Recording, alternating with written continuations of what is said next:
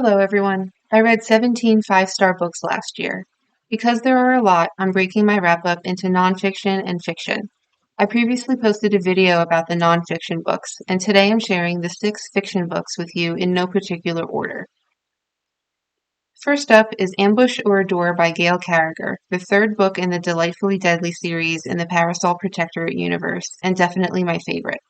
It follows the two main characters over the decades of their sometimes on, sometimes off romance, and their struggles balancing their careers, relationships, and lives in general. I had to catch my breath with how achingly bittersweet individual lines and overall trajectories were in this book. I loved Pillover from other books and was so happy to have a book focused on him, including his sibling relationship with Dimity. It's a beautiful book and a little different from Carriger's usual tone, done so well. Next is Beach Read by Emily Henry. I discovered Henry last year and absolutely devoured her books. Finally, romances without toxic masculinity.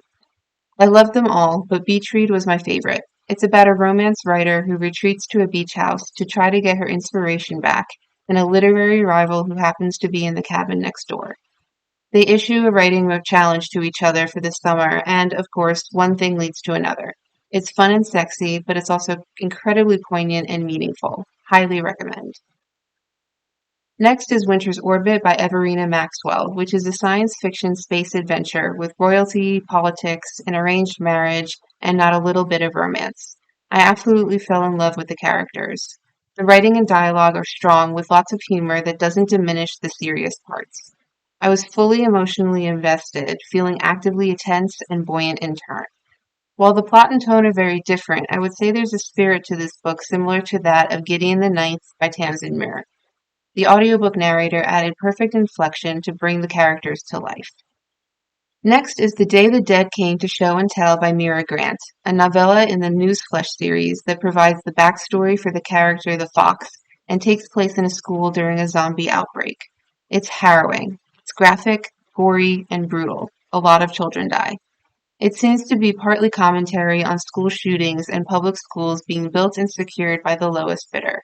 I don't recommend it to everyone, but I will say that it's done superbly.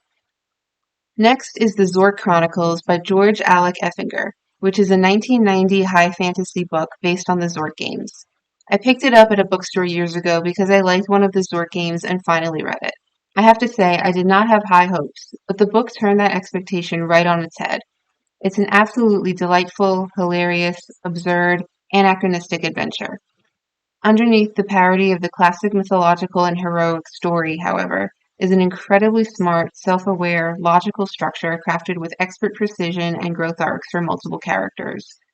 Despite frequent absurdity and anachronisms, like vending machines deep in a cavern in a fantasy world, nothing was included in a hand-wavy way just to get through the plot.